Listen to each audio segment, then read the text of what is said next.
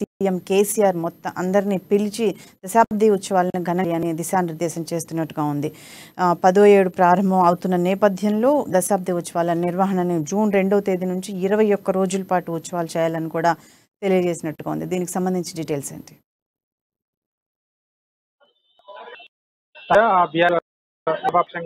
Parliamentary party సంయుక్త తెలంగాణ దాదాపు పైగా సాగిన సమావేశంలో సీఎం కేసీఆర్ కానీ లేదా ప్రజాపతి నిర్ధారని మనం చెప్పవచ్చు. అయితే ముఖ్యంగా ఒకటే చెప్పారు, చర్చించారు ఏంటంటే ఏర్పడి 10 సంవత్సరాలలో దశాబ్ది వచ్చే నెల 2వ తారీఖు నుంచి మీటింగ్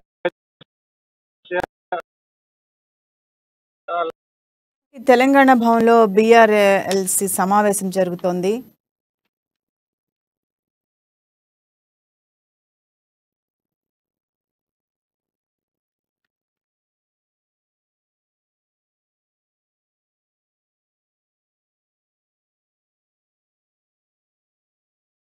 రైట్, మా ప్రతినిధి ప్రవీణ్ లైవ్లో సిద్ధంగా ఉన్నారు డీటెయిల్స్ అందించడానికి.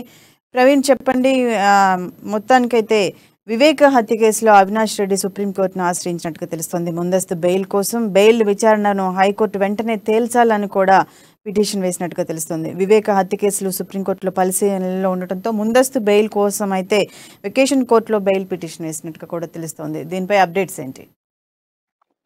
Right, thank you Sirisha. మనం 2 రాష్ట్రాల్లో కూడా చూసుకున్నట్లయితే వైఎస్ వివేక హత్య కేసు అనేది ఒక సంచలనం సృష్టించిన సంగతి అందరికీ తెలిసింది. అయితే దానికి సంబంధించి ఇప్పటికే ఒక కీలక దశలోకి అయితే వివేక హత్య కేసుకు సంబంధించి అయితే సిబిఐ అయితే దర్యాప్తు అయితే ముమ్మరం చేసింది. అయితే దీనికి సంబంధించి వైఎస్ అవినాష్ అయితే ప్రధానంగా ఆరోపించిన మాటలు ఏంటంటే వివేక హత్య కేసుకు సంబంధించి ఏవైతే ఆధారాలు యొక్క ట్యాంపరింగ్ దాంట్లో ప్రధాన పాత్ర పోషించాడు అవినాష్ రెడ్డి అంటూ మొదటి నుంచి కూడా సిబిఐ ఆరోపిస్తున్న మాటలు. అయితే దీనికి సంబంధించి ఇప్పటికే అవినాష్ అయితే పలుసార్లు అయితే సిబిఐ అయితే విచారణ అయితే చేపట్టింది. దానికి సంబంధించి స్టేట్మెంట్స్ కూడా పొందుపరచడం జరిగింది. అవన్నీ కూడా హైకోర్టుకి అయితే ఇవ్వడం జరిగింది. దీనికి సంబంధించి ఇప్పటికే ముందస్తు బెయిల్ పిటిషన్ కోసం హైకోర్టుకి అయితే వెళ్ళారు. అయితే హైకోర్టు అయితే మధ్యంతర ఉత్తర్వులు అయితే ఇచ్చారు. సో దాన్ని కూడా సవాల్ చేస్తూ ఎవరైతే ఉన్నారో సునీత సుప్రీంకోర్టుని అయితే ఆశ్రయించారో అక్కడ ఏవైతే హైకోర్టు మధ్యంతర ఉత్తర్వులు ఇచ్చారో దాన్ని కొట్టివేయడం కూడా జరిగింది. ఇవన్నీ తెలిసింది. అయితే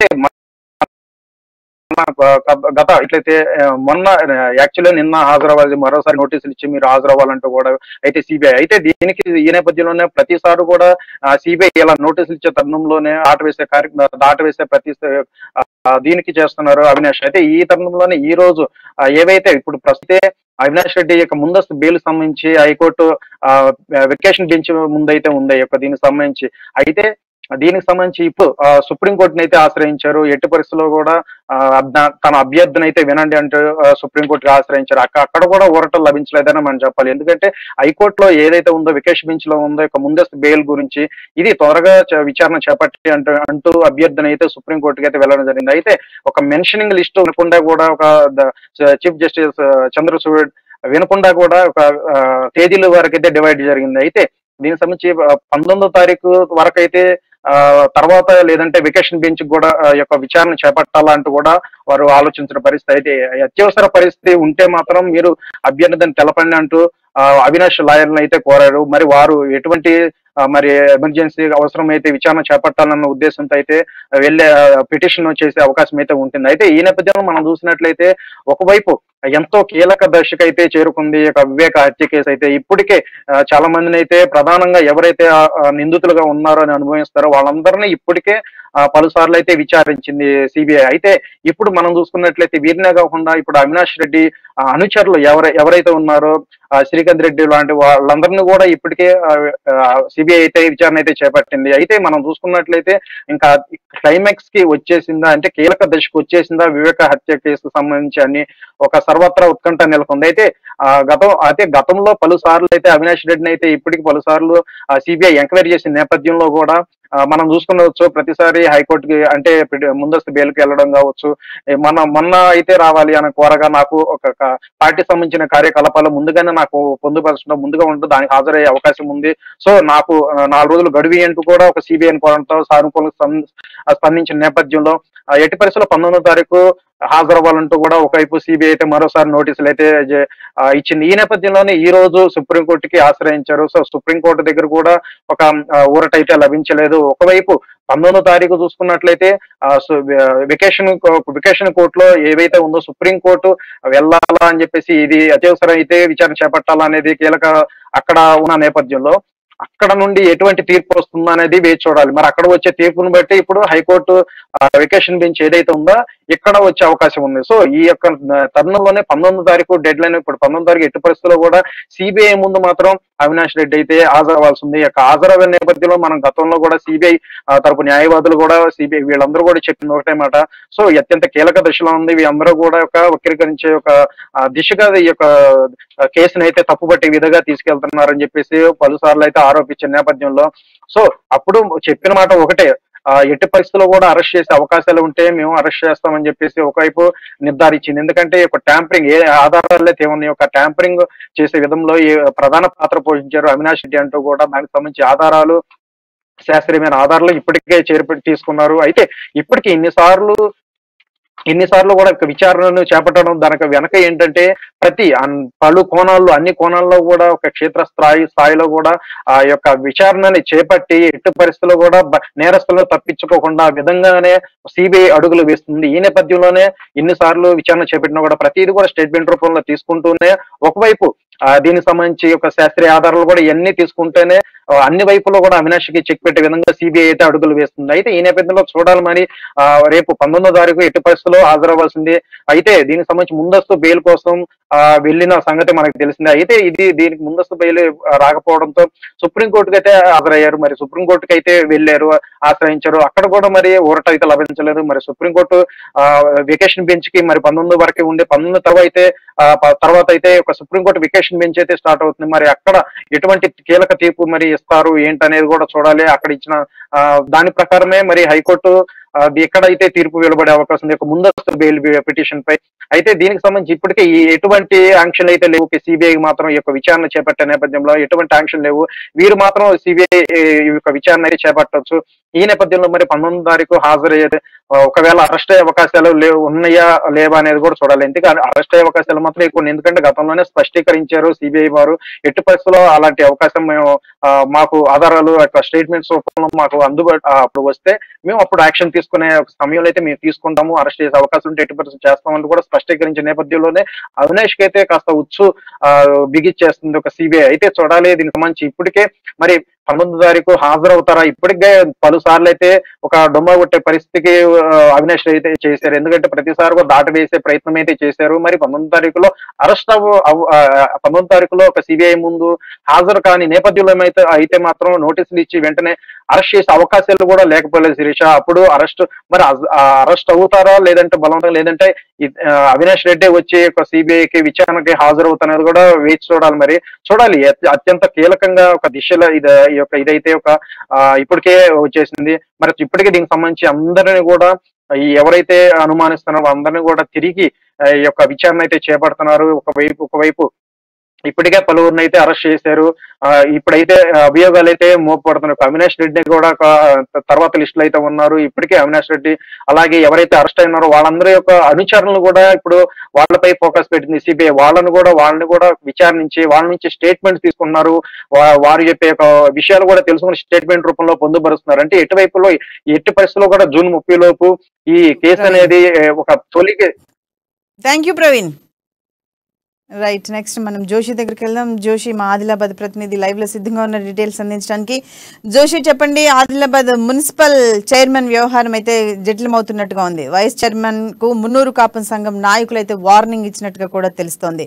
వైస్ చైర్మన్ తీరుపై కలెక్టర్ కూడా ఫిర్యాదు చేసినట్టుగా తెలుస్తుంది. అంటే ఒకవైపు కుల సంఘం వార్నింగ్, మరొక వైపు రాజకీయ రగడ. మొత్తానికి అక్కడ ఆదిలాబాద్ మున్సిపల్ చైర్మన్ పరిస్థితి ఎలా ఉంది?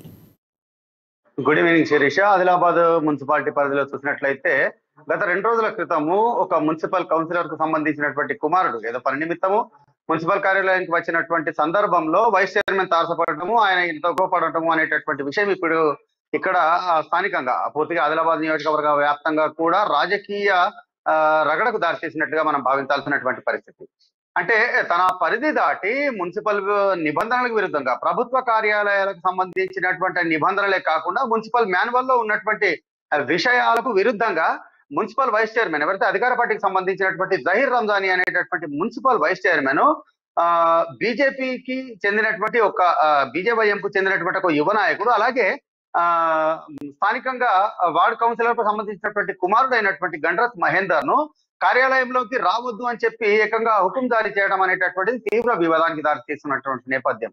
అయితే దీని అంతటి కూడా వైస్ చైర్మన్ కు సంబంధించి ఏవైతే భూ కబ్జాలు ఉన్నాయో, భూ వ్యవహారాలు అవకతవకలు ఉన్నాయో వాటికి సంబంధించి గత కొంతకాలంగా గండ్రత్ మహేందర్ వీటిని బహిర్గతం చేస్తుండటంతో ఆయన కక్ష పెంచుకుంటున్నటువంటి క్రమంలో ఈ యొక్క సంఘటన చోటు చేసుకున్నట్లుగా మనకు తెలుస్తోంది. అయితే దీనిపైన జహీర్ రంజానీ వైస్ చైర్మన్ గండ్రత్ మహేందర్ ను బెదిరింపులకు పాల్పడుతున్నటువంటి క్రమంలో మున్సిపల్ కార్యాలయానికి రావద్దు అని అనటమే కాకుండా కొన్ని పదాలు అంటే అభ్యంతరకరమైనటువంటి పదాలు దుర్భాషలాడినట్లుగా మున్నూరు కాపు సంఘానికి చెందినటువంటి నాయకులు మీడియాకు తెలిపినటువంటి ప్రకటన ద్వారానైతే తెలుస్తోంది.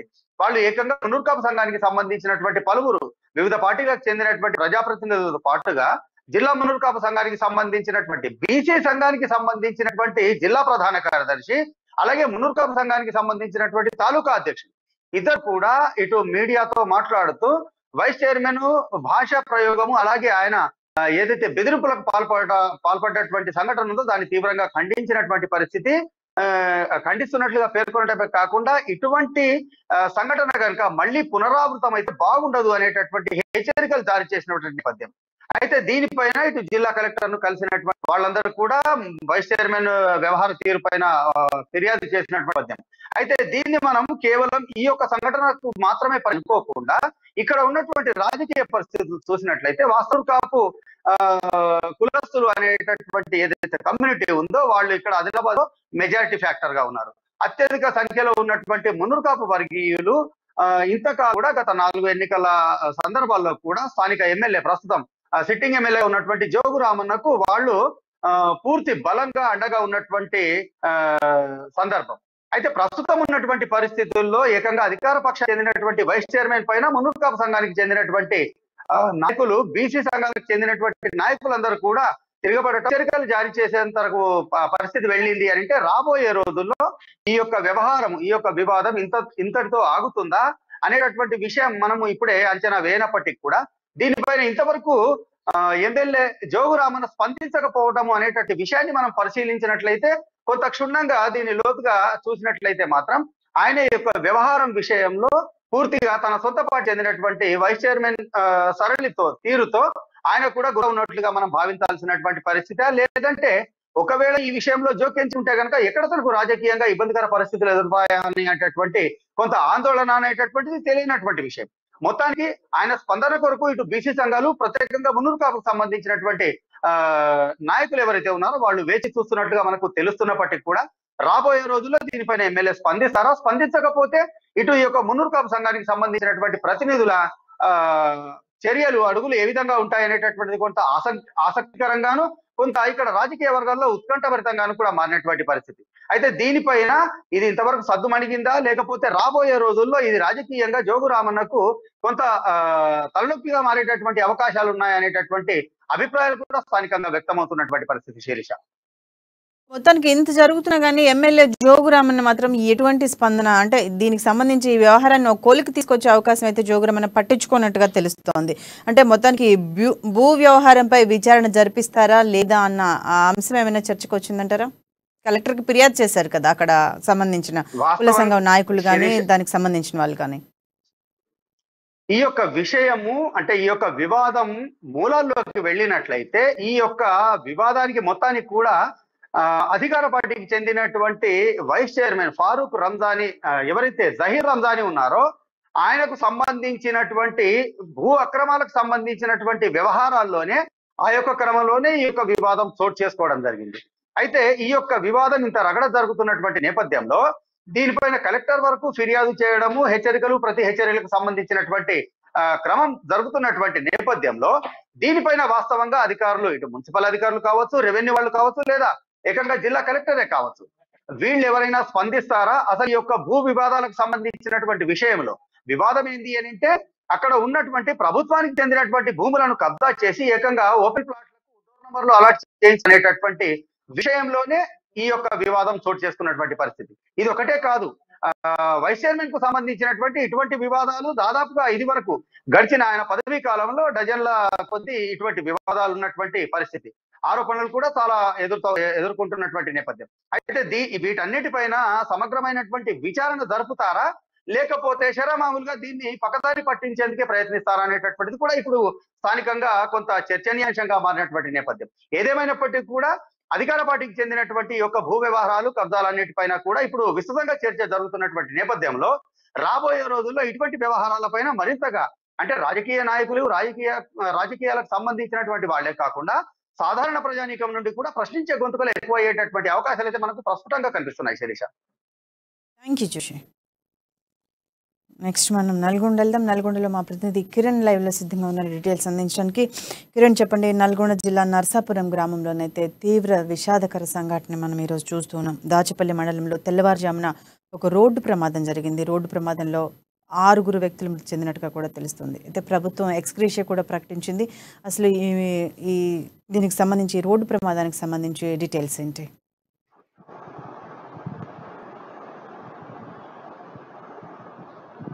శిరీష, ఇక ఈరోజు ఏదైతే నల్గొండ జిల్లాలో జరిగిన విషయాన్ని చూసుకున్నట్లయితే ఈరోజు నల్గొండ జిల్లా దామర్చర్ల మండలం నర్సాపురం గ్రామానికి చెందినటువంటి కూలీలు ఆంధ్రకు కూలీ పని మీద వలస వెళ్తూ ఉంటారు. అదే క్రమంలో ఈరోజు వలస వెళ్ళినటువంటి కూలీలు వారందరూ కూడా పల్నాడు జిల్లా దాచేపల్లి మండలంలోని ఒక గ్రామం వద్ద రోడ్డు ప్రమాదానికి గురి కావడం జరిగింది. వీరు ప్రయాణిస్తున్నటువంటి ఆటో అతివేగంగా వస్తున్నటువంటి లారీ ఢీకొనడంతో అక్కడికక్కడే 5 మృతి చెందడం జరిగింది. ఈ 5 మృతి చెందడంతో పాటు ఏదైతే కొంతమంది 7 తీవ్రంగా ఉందో వారందరినీ కూడా అక్కడే ఉన్నటువంటి గురజాల ఆసుపత్రికి తరలించగా మరొకరు మృతి చెందడం జరిగింది. మొత్తానికి ఆ గ్రామానికి చెందినటువంటి 6 మృతి చెందడంతో ఆ గ్రామం తీవ్ర విషాదంలో ఉంది. ఆ దామర్చర్ల మండలం నర్సాపురం గ్రామంలో అయితే ఎక్కడ చూసినా కూడా కన్నీరు మున్నీరు అవుతున్నారు ఆ యొక్క గ్రామస్తులతో పాటు ఆ యొక్క కుటుంబీకులు. అయితే ఈ యొక్క ప్రమాద విషయాన్ని తెలుసుకున్నటువంటి ముఖ్యమంత్రి కేసీఆర్ కొద్దిసేపటి క్రితమే మృతి చెందిన కుటుంబాలకు 5 లక్షల ఎక్స్గ్రేషియాతో పాటు ఎవరైతే గాయపడ్డారో ఆ కుటుంబాలకు ₹1,00,000 తక్షణ సాయం కింద కూడా అతను ముఖ్యమంత్రి ప్రకటించడం జరిగింది. అదేవిధంగా అక్కడ ఉన్నటువంటి స్థానిక ఎమ్మెల్యే భాస్కర్రావుతో పాటు జిల్లా మంత్రి జగదీష్ రెడ్డి కూడా ఆ గ్రామాన్ని సందర్శించి ఆ కుటుంబీకుల పరిస్థితిని తెలుసుకొని అక్కడే ఉండి ఆ యొక్క కుటుంబీకులను ఆదుకోవాల్సిన పరిస్థితి ఉందని మీరు అక్కడికి వెళ్ళాలని కూడా ఆదేశించడం జరిగింది. దీంతో ఒక్కసారిగా ఈ రోజు తెల్లవారుజామున జరిగినటువంటి సంఘటనలో 6 మృతి చెందిన సంఘటనతో ఇటు ముఖ్యమంత్రి కేసీఆర్తో పాటు ఆ గ్రామంలో ఉన్న ప్రజలందరూ కూడా కన్నీరు మున్నీరు అవుతున్నారు. అయితే వీరు ప్రతి సంవత్సరం లాగానే వీళ్ళు కూలీ పనుల కోసం వలస వెళ్తూ ఉంటారు. అక్కడ పత్తి చేనులతో పాటు అక్కడ పనిచేసేందుకు ఈ యొక్క కూలీలు వారానికి ఒకసారి వెళ్తూ ఉన్న క్రమంలో ఈ రోజు వారందరూ కూడా రాత్రి ప్రయాణమైనటువంటి వీరు ఆ యొక్క పల్నాడు జిల్లా దాచేపల్లిలోని పొందుగుల గ్రామానికి చేరుకునే లోపే అక్కడ తెల్లవారుజామున లారీ ఢీకొనడంతో ఈ ప్రమాదం జరిగింది. అయితే ఈ ప్రమాదంలో ఒకే గ్రామానికి ఎన్నోటి గిరిజనులందరూ కూడా మృతి చెందడంతో అయితే గ్రామంలో తీవ్ర విషాద ఛాయలు అయితే అలుముకున్నాయి. శిరీష. Thank you Kiran.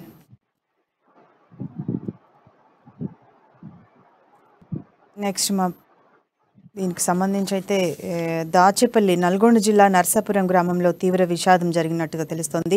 దాచేపల్లి మండలంలో తెల్లవారుజామున ఒక రోడ్డు ప్రమాదం జరిగింది. ఈ రోడ్డు ప్రమాదంలో 6 మృతి చెందినట్టుగా కూడా తెలుస్తోంది.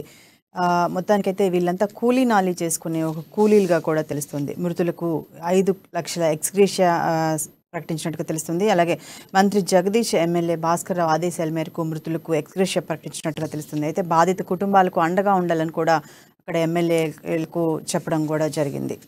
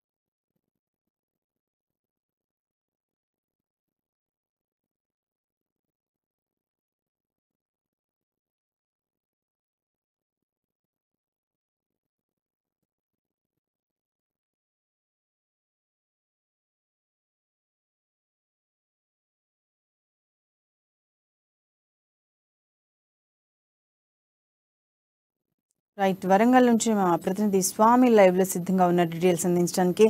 స్వామి చెప్పండి, మొత్తానికైతే వరంగల్లో ధాన్యం కొనుగోలులో అక్రమాలు జరుగుతున్నట్టుగా తెలుస్తోంది. తేమ పేరుతో తరుగును ఎక్కువగా తీస్తున్నట్టుగా కూడా ఉంది.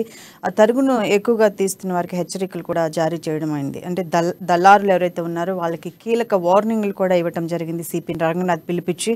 ఇటీవల ఒక దళారి చేతిలో ఒక రైతు మోసపోయి సిపి రంగనాథ్కి ఫిర్యాదు చేయడం జరిగింది. ఈ ఫిర్యాదుతో రంగనాథ్ కల్పించుకొని వారికి మొత్తానికి హెచ్చరికలు జారీ చేయడం జరిగింది. రైతులకు మోసం చేస్తే చట్టపరమైన చర్యలకు వెనుకాడమన్నట్టు కూడా సిపి రంగనాథ్ తెలియజేయడమైంది. ఈ ధాన్యం కొనుగోలు వ్యవహారానికి సంబంధించి, ఈ అవకతవకలకు సంబంధించి డీటెయిల్స్ ఏంటి?